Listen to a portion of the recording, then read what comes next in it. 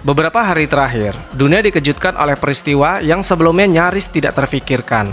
Pada 3 Januari 2026, Presiden Venezuela, Nicolas Maduro, ditangkap dalam sebuah operasi militer besar di Caracas dan dibawa ke Amerika Serikat untuk menghadapi proses hukum. Gambar Maduro dengan tangan terborgol segera menyebar ke seluruh dunia. Bagi sebagian orang, ini terlihat seperti akhir dari satu rezim. Bagi yang lain, ini adalah pelanggaran kedaulatan dan babak baru dari intervensi asing. Maduro membantah semua tuduhan. Ia menyatakan dirinya masih presiden yang sah dan menyebut penangkapannya sebagai penculikan politik. Namun terlepas dari klaim dan reaksi internasional, satu hal yang tidak bisa disangkal adalah Venezuela telah sampai pada titik yang ekstrim di mana pemimpinnya jatuh bukan lewat pemilu, tapi lewat operasi militer asing. Peristiwa ini bukan muncul begitu saja, ia adalah puncak dari krisis panjang yang telah menghancurkan ekonomi, memecah masyarakat, dan mengubah negara menjadi alat kekuasaan segelintir orang. Untuk memahami bagaimana Venezuela bisa sampai sejauh ini, kita harus mundur ke belakang, ke saat ketika kegagalan negara perlahan berubah menjadi sistem penindasan yang terorganisir. Dan disinilah kisah ini dimulai.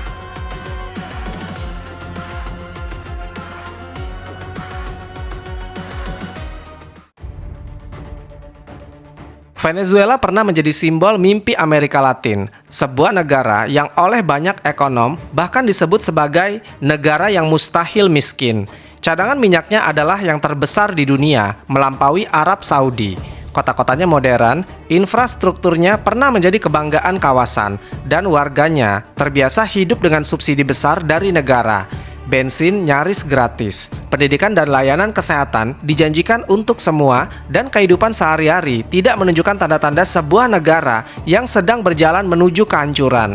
Justru sebaliknya, Venezuela tampak seperti negara yang sedang melangkah menuju masa depan yang stabil dan makmur. Namun kehancuran sebuah negara jarang datang dalam bentuk ledakan besar atau perang terbuka. Ia lebih sering datang perlahan, tenang, dan hampir tidak disadari. Sampai suatu hari rakyat bangun dan menyadari satu kenyataan yang mengerikan, yaitu negara mereka sudah tidak lagi bekerja. Inilah yang terjadi di Venezuela. Tidak ada satu hari tertentu yang bisa ditunjuk sebagai awal kehancuran. Yang ada adalah akumulasi keputusan, kebiasaan, dan ilusi yang dipelihara terlalu lama. Selama puluhan tahun, ekonomi Venezuela bertumpu hampir sepenuhnya pada minyak. Negara ini hidup dari ekspor minyak mentah, dan dari uang minyak itulah pemerintah membiayai hampir seluruh aspek kehidupan masyarakat. Mulai dari subsidi makanan, subsidi bahan bakar, perumahan murah, layanan kesehatan gratis, hingga berbagai program sosial dijalankan dengan keyakinan bahwa aliran uang dari minyak akan terus mengalir tanpa henti. Di masa kepemimpinan Hugo Chavez, model ini dibungkus dalam narasi besar yang bernama Revolusi Bolivarian. Chavez memposisikan dirinya sebagai pemimpin rakyat kecil, musuh elit lama, dan penentang hegemoni Amerika Serikat. Banyak rakyat miskin memang merasakan dampak nyata dari kebijakan ini. Mereka yang sebelumnya terpinggirkan akhirnya mendapatkan akses pendidikan, kesehatan, dan bantuan sosial yang selama ini tertutup bagi mereka. Masalahnya, di balik semua itu, fondasi ekonomi Venezuela tidak pernah benar-benar diperbaiki. Produksi dalam negeri tetap lemah, industri non-minyak hampir tidak berkembang, dan negara mengimpor hampir semua kebutuhan pokoknya. Selama harga minyak dunia tinggi, semua kelemahan ini tertutupi. Negara terlihat kaya, dan rakyat terbiasa hidup tanpa memikirkan produktivitas, efisiensi, atau keberlanjutan. Ketergantungan pada minyak berubah dari strategi menjadi kebiasaan, lalu menjadi jebakan.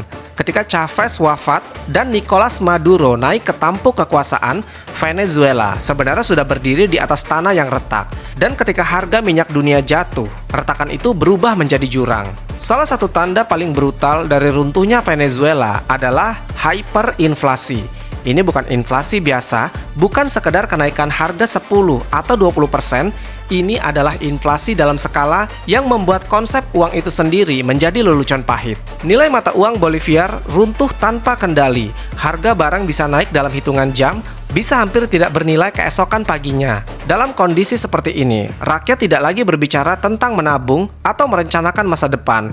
Mereka berbicara tentang bagaimana caranya bertahan sampai besok hari. Ada satu pemandangan yang kemudian menjadi simbol kehancuran ini, yaitu uang kertas ditimbang, bukan dihitung.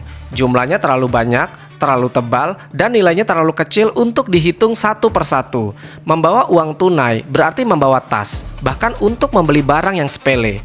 Gaji minimum bulanan hanya cukup untuk membeli beberapa cangkir kopi dan bahkan tidak cukup untuk membeli satu burger sederhana. Seorang pekerja paruh waktu yang bekerja sebulan penuh secara matematis tidak mampu membeli makan siang yang layak. Dalam kondisi ini, uang kehilangan fungsinya sebagai alat tukar yang stabil dan kepercayaan terhadap mata uang nasional hancur sepenuhnya. Ketika uang tidak lagi dipercaya, rakyat mencari cara lain untuk bertahan.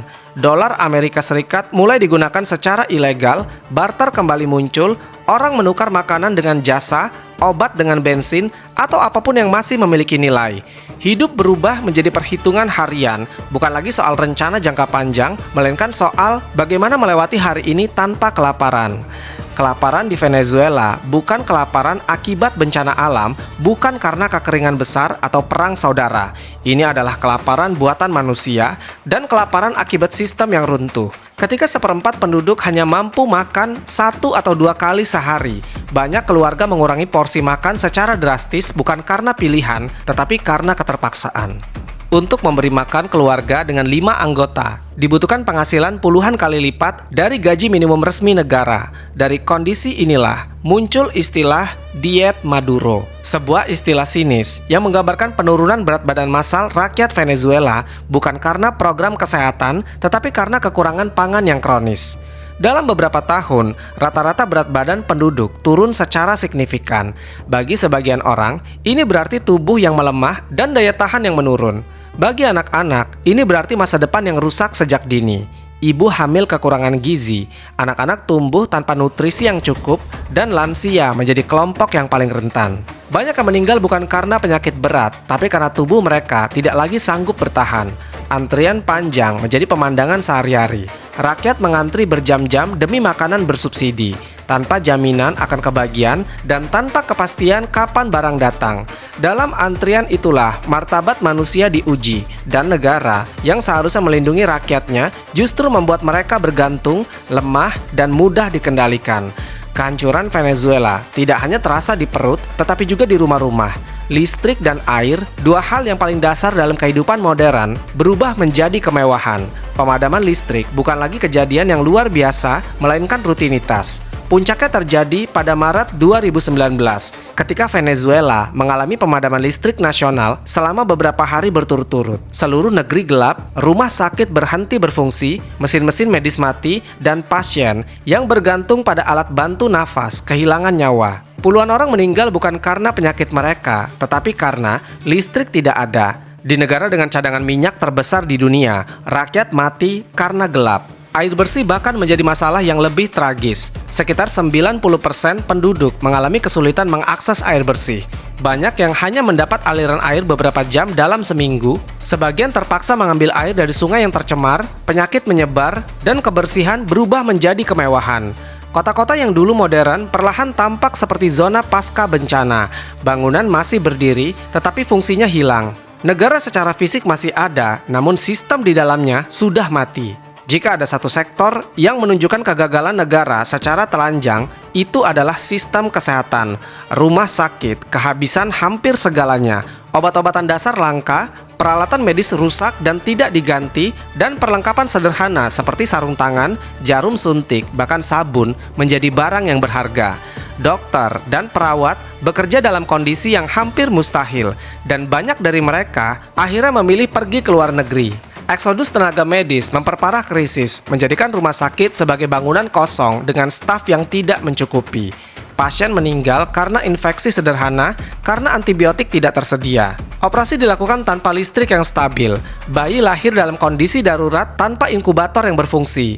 Penyakit yang sebelumnya hampir punah seperti malaria dan difteri kembali menyebar. Bukan karena Venezuela tidak memiliki pengetahuan medis, tetapi karena negara tidak lagi mampu menjalankan sistem kesehatan dasar. Di tengah semua penderitaan ini, muncul kontras yang menyulut kemarahan rakyat, yaitu elit penguasa tetap hidup mewah, restoran mahal tetap penuh, impor barang mewah tetap berjalan dan pejabat terlihat berpergian ke luar negeri, berpesta, serta menikmati gaya hidup kelas atas. Ada satu video kemudian menjadi simbol segalanya ketika Nicolas Maduro terlihat menikmati stik berlapis emas di sebuah restoran mewah di Istanbul.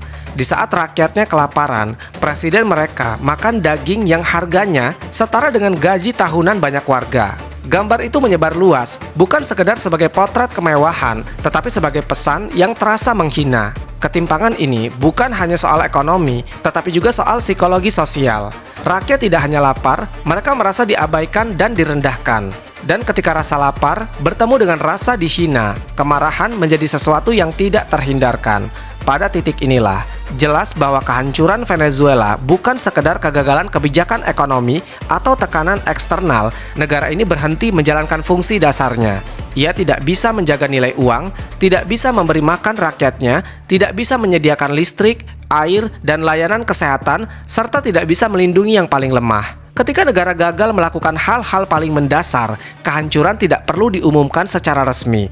Rakyat akan merasakannya setiap hari, di dapur yang kosong, di rumah yang gelap, dan di rumah sakit yang sunyi. Dan disinilah Venezuela memasuki fase berikutnya, ketika penderitaan rakyat tidak lagi dianggap sebagai kegagalan yang harus diperbaiki, melainkan sebagai alat. Ketika kekuasaan memilih bertahan, bukan bertanggung jawab.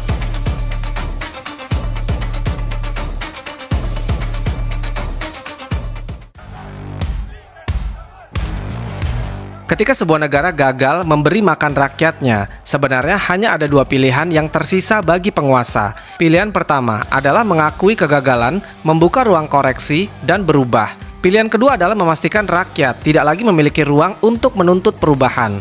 Venezuela memilih pilihan yang kedua. Pada titik inilah, krisis Venezuela berhenti menjadi sekedar persoalan ekonomi dan berubah menjadi krisis kekuasaan. Negara tidak runtuh begitu saja, ia dipertahankan dengan cara-cara yang semakin jauh dari hukum, moral, dan rasa kemanusiaan. Secara formal, Venezuela masih memiliki presiden, parlemen, pemilu, dan berbagai lembaga negara. Namun dalam praktiknya, banyak dari itu tinggal nama. Kekuasaan terkonsentrasi di lingkaran kecil di sekitar Nicolas Maduro. Pemilu tetap diselenggarakan, tetapi legitimasi menghilang. Oposisi dibungkam, dipenjara, atau dipaksa meninggalkan negara. Lembaga yudikatif kehilangan independensinya. Media dikontrol atau diintimidasi. Dan negara tidak lagi berfungsi sebagai wasit yang netral, melainkan sebagai pemain yang memegang senjata. Perubahan ini tidak terjadi dalam satu malam, ia berlangsung perlahan melalui keputusan-keputusan kecil yang masing-masing dibenarkan atas nama stabilitas. Hingga akhirnya stabilitas itu sendiri dijadikan alasan untuk menghancurkan apapun yang dianggap mengancam kekuasaan. Ketika kondisi hidup semakin memburuk, rakyat Venezuela turun ke jalan, gelombang protes besar terjadi berulang kali, terutama pada tahun 2014 dan 2017. Pada awalnya, protes-protes ini bersifat damai, spanduk dibentangkan, tuntutan hidup layak disuarakan, dan kemarahan diekspresikan dengan cara sipil. Namun negara merespon dengan bahasa yang berbeda. Peluru, gas air mata, dan penangkapan massal menjadi jawaban. Ratusan orang tewas dalam gelombang protes ini. Ribuan lainnya ditangkap, banyak tanpa proses hukum yang jelas. Anak muda, mahasiswa, bahkan orang yang sekedar berada di lokasi bisa dibawa pergi. Tidak dibutuhkan bukti kuat, cukup kecurigaan. Negara mengirim pesan yang sangat jelas, yaitu turun ke jalan berarti mengambil resiko kehilangan nyawa atau kebebasan. Dalam situasi seperti ini, ketakutan berubah menjadi alat kekuasaan, bukan ketakutan terhadap kejahatan, melainkan ketakutan terhadap negara itu sendiri. Di balik tembok penjara, ceritanya menjadi lebih gelap. Laporan mengenai penyiksaan tahanan politik muncul dari berbagai sumber, mulai dari penyetruman, pemukulan, posisi stres yang menyiksa, pelecehan seksual, hingga ancaman terhadap keluarga menjadi bagian dari metode intimidasi. Banyak tahanan tidak tahu kapan mereka akan dibebaskan, atau apakah mereka tidak akan dibebaskan sama sekali. Sebagian ditahan berbulan-bulan tanpa dakwaan resmi. Negara menggunakan ketidakpastian sebagai hukum, dan penyiksaan bukan sekedar untuk menghukum individu, melainkan untuk mengirim pesan ke masyarakat luas bahwa perlawanan memiliki harga yang sangat mahal. Jika kekerasan adalah tangan besi negara, maka pengawasan adalah matanya. Di Venezuela, peran ini dijalankan terutama oleh badan intelijen seperti SEBIN. Pengawasan tidak hanya menyasar tokoh oposisi, tetapi juga warga biasa. Media sosial dipantau, percakapan digital diawasi, dan unggahan yang dianggap subversif bisa berujung panggilan, intimidasi, atau penangkapan. Dampaknya bukan hanya penindakan langsung, tetapi lahirnya sensor diri secara massal. Rakyat belajar untuk diam, untuk tidak menulis, dan untuk tidak berbicara terlalu keras. Negara tidak perlu menangkap semua orang, cukup membuat semua orang merasa bisa ditangkap kapan saja. Di banyak negara, militer adalah benteng terakhir ketika institusi sipil runtuh, yaitu kekuatan netral yang diharapkan menjaga stabilitas dan kedaulatan. Namun di Venezuela, peran ini terdistorsi. Seiring melemahnya ekonomi dan negara kehilangan kemampuan mengelola distribusi pangan, energi, dan keamanan, militer justru diberi kendali atas sektor-sektor vital. Mereka mengelola pelabuhan, bandara, distribusi makanan bersubsidi, hingga jalur logistik strategis. Kekuasaan ekonomi dan kekuasaan bersenjata menyatu, menciptakan situasi di mana militer tidak lagi sekedar menjaga negara, tetapi menjadi aktor utama yang diuntungkan oleh krisis yang berkepanjangan. Dalam konteks inilah, istilah Kartel de los Soles mulai muncul, sebuah sebutan bagi jaringan yang diduga melibatkan perwira tinggi militer Venezuela dalam perdagangan narkoba internasional. Nama Los Soles merujuk pada simbol matahari di pangkat jenderal, penanda bahwa dugaan keterlibatan ini berada di level elit, bukan sekedar oknum lapangan. Jaringan ini disebut memanfaatkan infrastruktur negara mulai dari pesawat militer, bandara yang diawasi tentara, pelabuhan resmi, hingga jalur perbatasan yang longgar. Venezuela pun berubah menjadi sekedar negara transit menjadi bagian penting dalam jalur distribusi narkoba global, sebuah aktivitas yang hampir mustahil berlangsung tanpa pembiaran atau bahkan perlindungan aparat bersenjata. Ketika ekonomi resmi runtuh akibat hiperinflasi dan sanksi internasional, perdagangan narkoba dan aktivitas ilegal lain berubah fungsi. Ia tidak lagi sekedar kejahatan, melainkan sumber pendanaan alternatif bagi jaringan kekuasaan. Uang dan ekonomi gelap mengalir untuk mempertahankan loyalitas, membeli senjata, dan menopang rezim di tengah isolasi global. Pada titik ini, batas antara negara dan kejahatan benar-benar menghilang. Aparat yang seharusnya menegakkan hukum justru memiliki kepentingan langsung dalam pelanggarannya. Dan hukum tidak lagi menjadi alat keadilan, melainkan mekanisme selektif untuk melindungi yang kuat dan menghancurkan yang lemah. Maduro bertahan bukan hanya karena ideologi, tetapi karena loyalitas militer. Namun loyalitas ini tidak gratis. Ia dibayar dengan akses, privilege, dan kekebalan hukum. Militer mengontrol pelabuhan, distribusi makanan, dan sumber daya strategis. Dan banyak jalur penyelundupan tidak mungkin berjalan tanpa restu aparat bersenjata. Di sisi lain, keluarga tentara sendiri ikut menderita akibat krisis. Gaji mereka tergerus inflasi, anak-anak mereka kelaparan, dan kondisi ini menciptakan ketegangan internal. Sebagian membelot, sebagian melarikan diri ke negara tetangga. Rezim tetap bertahan, tetapi dengan fondasi yang rapuh dan penuh kecurigaan. Salah satu gambaran paling absurd sekaligus paling jujur dari kegagalan negara Venezuela justru terlihat di dalam penjara. Di banyak negara, penjara adalah simbol kontrol negara atas kekerasan dan kejahatan. Di Venezuela, fungsi itu terbalik. Sejumlah penjara tidak lagi dikendalikan oleh otoritas resmi, melainkan oleh narapidana kelas kakap yang dikenal sebagai pranes. Mereka bukan sekedar pemimpin geng, melainkan figur kekuasaan yang mengelola penjara sebagai entitas semi-otonom. Negara hadir secara fisik, tapi absen secara fungsional. Penjaga penjara ada, tetapi perannya terbatas, seringkali hanya menjaga perimeter luar.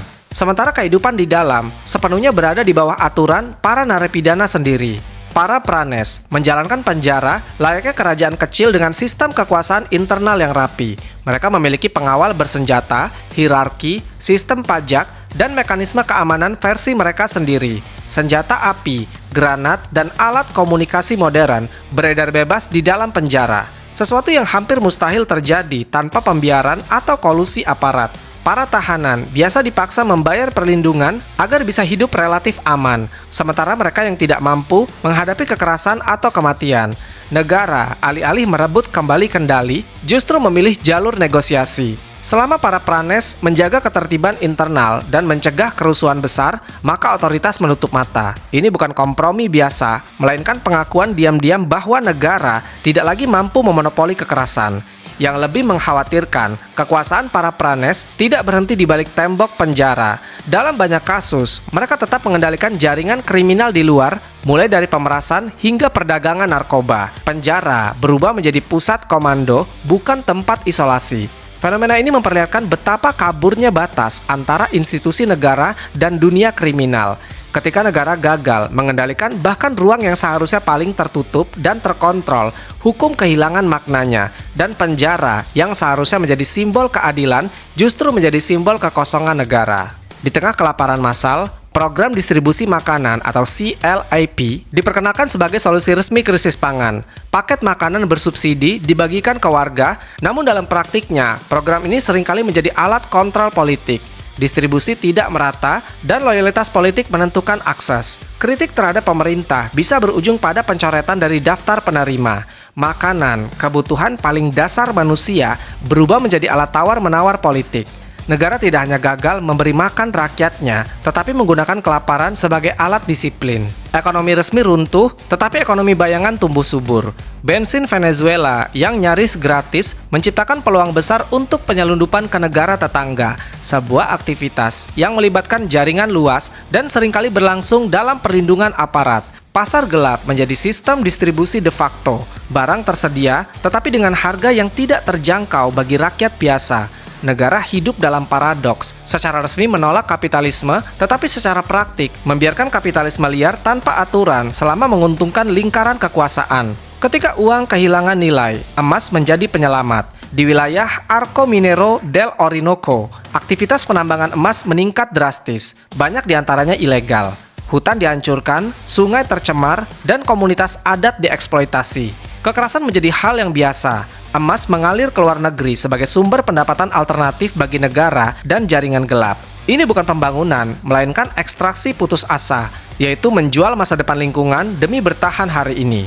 Selain aparat resmi, rezim juga mengandalkan kelompok bersenjata sipil yang dikenal sebagai kolektivos. Mereka beroperasi di wilayah urban, seringkali menggunakan sepeda motor dan senjata api. Secara formal, mereka bukan bagian dari negara, tapi secara praktik berfungsi sebagai perpanjangan tangan kekuasaan, mengintimidasi oposisi, membubarkan protes, dan menebar teror tanpa seragam resmi. Keberadaan mereka memberi negara satu keuntungan besar, yaitu kekerasan bisa dilakukan tanpa tanggung jawab langsung. Di Venezuela, ketakutan bukan efek samping kekuasaan, melainkan sistem itu sendiri. Rakyat takut kehilangan bantuan, takut ditangkap, takut diawasi, takut berbicara, dan takut salah langkah. Dalam kondisi seperti ini, perlawanan menjadi sulit bahkan sebelum dimulai. Negara tidak perlu menang secara moral, cukup menang secara psikologis. Hukum berubah menjadi alat, bantuan menjadi senjata, dan ketakutan menjadi kebijakan. Namun di balik semua ini, ada satu kenyataan yang jauh lebih besar lagi. Venezuela tidak berdiri sendiri. Ia berada di tengah permainan global yang jauh lebih besar daripada sekedar Maduro dan oposisi.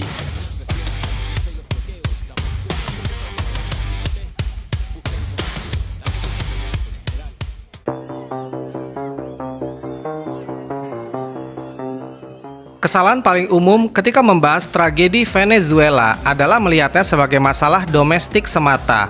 Seolah-olah kehancuran ini hanya disebabkan oleh satu pemimpin, satu ideologi, atau satu kebijakan ekonomi yang gagal. Pada kenyataannya, sejak lama, Venezuela bukan hanya milik rakyatnya sendiri. Negara ini adalah kepentingan strategis, cadangan minyak terbesar di dunia, posisi geopolitik yang krusial di Amerika Latin, serta sejarah panjang konfrontasi ideologis dengan Amerika Serikat menjadikan Venezuela lebih dari sekadar negara yang sedang krisis. Ia adalah objek perebutan pengaruh. Ketika sebuah negara melemah, ia tidak jatuh ke dalam kekosongan, melainkan ke dalam arena persaingan kekuatan global. Amerika Serikat melihat Venezuela sebagai simbol kegagalan sosialisme dan ancaman ideologis di wilayahnya yang secara historis dianggap sebagai halaman belakangnya. Rusia memandang Venezuela sebagai peluang untuk menentang dominasi Amerika di belahan barat dan memperluas pengaruh geopolitiknya. China melihatnya sebagai aset ekonomi jangka panjang yang dapat diikat melalui utang dan teknologi. Kuba di sisi lain memandang Venezuela sebagai urat nadi kelangsungan hidupnya. Semua pihak datang dengan kepentingannya masing-masing, dan hampir tidak ada yang benar-benar netral. Sanksi internasional yang dijatuhkan terhadap Venezuela, khususnya oleh Amerika Serikat dan sekutunya, secara resmi bertujuan untuk menekan rezim Nicolas Maduro agar mundur untuk melakukan reformasi politik. Namun dalam praktiknya, sanksi ini bekerja di atas fondasi ekonomi yang sudah runtuh. Industri minyak lumpuh, impor terhambat, dan akses ke sistem keuangan global tertutup. Rezim bertahan, sementara dampak terberat justru dirasakan oleh rakyat biasa, mulai dari kelangkaan obat, naiknya harga kebutuhan pokok, dan semakin sempitnya ruang hidup menjadi realitas sehari-hari. Alih-alih melemahkan kekuasaan, sanksi justru mendorong Venezuela semakin mendekat ke negara-negara yang bersedia beroperasi di luar sistem barat. Di antara sekutu terdekat Venezuela, Kuba menempati posisi yang khusus. Hubungan kedua negara ini bukan sekedar diplomatik, melainkan ideologis dan struktural. Venezuela memasok minyak murah, sementara Kuba mengirim ribuan dokter, guru, dan tenaga teknis. Di balik kerja sama kemanusiaan ini, banyak laporan menyebutkan keterlibatan Kuba dalam pelatihan aparat keamanan dan intelijen Venezuela. Model pengawasan sosial, kontrol politik, dan penanganan oposisi yang diterapkan di Venezuela kerap disebut memiliki kemiripan dengan sistem Kuba. Bagi Maduro, Kuba bukan hanya sekutu, tetapi mentor dalam seni bertahan sebagai rezim di tengah tekanan internasional. Ketika isolasi semakin dalam, Rusia masuk dengan pendekatan yang lebih keras. Dukungan diplomatik dan militer diberikan, disertai kerjasama energi dan keamanan. Ada laporan tentang kehadiran kontraktor militer swasta Rusia yang bertugas melindungi aset strategis dan elit pemerintahan. Jika benar, ini menunjukkan bahwa stabilitas rezim Venezuela tidak hanya bergantung pada militer nasional, tetapi juga pada kekuatan asing. Sebagai imbalannya, Rusia memperoleh akses terhadap aset minyak Venezuela sebagai jaminan utang. Negara tetap berdiri, tetapi sebagian kedaulatannya terikat oleh komitmen geopolitik yang mahal. Cina mengambil jalur yang lebih teknokratis. Pinjaman besar, investasi infrastruktur, dan teknologi pengawasan menjadi instrumen utama. Salah satu yang paling kontroversial adalah sistem kartu identitas nasional yang berbasis teknologi Cina yang terhubung langsung dengan akses terhadap layanan publik dan bantuan sosial. Identitas berubah menjadi alat kontrol, subsidi, makanan, dan layanan tertentu dapat dibatasi berdasarkan data dan loyalitas. Venezuela menjadi contoh bagaimana teknologi modern dapat digunakan bukan untuk membebaskan warga, melainkan untuk mengelola dan mengawasi mereka secara sistematis. Ketika jalur keuangan internasional tertutup, Venezuela juga membangun hubungan dengan negara-negara yang sama-sama terisolasi seperti Iran dan Turki. Penerbangan-penerbangan rahasia maskapai nasional memicu dugaan penyelundupan emas sebagai alat tukar non-formal untuk mendapatkan devisa, bahan bakar, dan barang penting. Hubungan ini memperlihatkan bagaimana Venezuela beradaptasi dengan dunia bayangan, menggunakan jaringan alternatif yang berada di luar mekanisme transparan internasional. Isu keterkaitan dengan kelompok seperti Hizbullah, terutama dalam konteks pencucian uang dan paspor ilegal, semakin memperkuat citra Venezuela sebagai simpul dalam jaringan global yang abu-abu dan sulit dilacak. Upaya perubahan dari luar pun pernah terjadi secara terang-terangan, salah satunya melalui Operasi Gideon pada tahun 2020. Sebuah invasi kecil oleh tentara bayaran yang bertujuan menangkap atau menggulingkan Maduro berakhir dengan kegagalan memalukan. Para pelaku ditangkap atau tewas, dan peristiwa ini justru memperkuat narasi rezim bahwa Venezuela menjadi korban konspirasi asing. Oposisi terlihat terpecah, tidak terorganisir, dan kehilangan arah. Harapan akan perubahan cepat semakin memudar. Dalam situasi krisis berkepanjangan, teori konspirasi tumbuh subur. Pemadaman listrik nasional dikaitkan dengan serangan elektromagnetik asing. Penyakit Hugo Chavez dianggap sebagai hasil sabotase biologis. Klaim sabotase terhadap pertanian dan infrastruktur juga menyebar luas. Terlepas dari benar atau tidaknya klaim-klaim ini, kebenarannya mencerminkan satu realitas penting, yaitu runtuhnya kepercayaan publik. Ketika negara tidak transparan dan informasi resmi kehilangan kredibilitas, spekulasi menjadi pengganti fakta. Sementara itu, jutaan warga Venezuela memilih keluar dari negara mereka. Krisis migrasi ini bukan hanya tragedi kemanusiaan, tetapi juga memiliki dampak politik. Secara tidak langsung, eksodus besar-besaran berfungsi sebagai katup pengaman bagi rezim. Mereka yang paling vokal dan paling putus asa pergi mengurangi tekanan internal. Namun konsekuensinya menghancurkan struktur sosial. Anak-anak tumbuh tanpa orang tua, keluarga tercerai-berai, dan generasi muda kehilangan keterikatan dengan tanah kelahirannya. Bagi generasi yang tumbuh di tengah krisis, negara bukanlah sumber perlindungan, melainkan sumber kekecewaan. Kurikulum sekolah dipenuhi ideologi Chavismo, sejarah ditafsirkan ulang, dan narasi resmi menyalahkan pihak luar atas semua kegagalan. Namun akses informasi global membuat realitas ini sulit ditutup sepenuhnya. Ketegangan antara propaganda dan kehidupan nyata menciptakan jurang psikologis yang dalam. Venezuela hari ini masih ada secara formal, bendera tetap berkibar, pemerintahan tetap berjalan, dan negara masih diakui secara internasional. Namun banyak fungsi dasarnya dijalankan secara informal, ilegal, atau oleh pihak asing. Ekonomi resmi menyusut, sementara ekonomi bayangan mendominasi. Negara tidak sepenuhnya runtuh, tetapi juga tidak benar-benar hidup. Ia berada dalam kondisi limbo, bertahan tanpa arah pemulihan yang jelas. Venezuela pada akhirnya bukan hanya kisah tentang satu pemerintah atau satu ideologi yang gagal. Ini adalah kisah tentang kekayaan alam yang disalah kelola, kekuasaan tanpa akuntabilitas, dan dunia internasional yang lebih tertarik pada sumber daya daripada nasib manusia. Negara tidak selalu runtuh oleh perang, kadang ia runtuh karena dibiarkan membusuk perlahan, sementara semua pihak memilih keuntungan masing-masing. Dan di dalam proses itu, rakyatlah yang membayar harga paling mahal.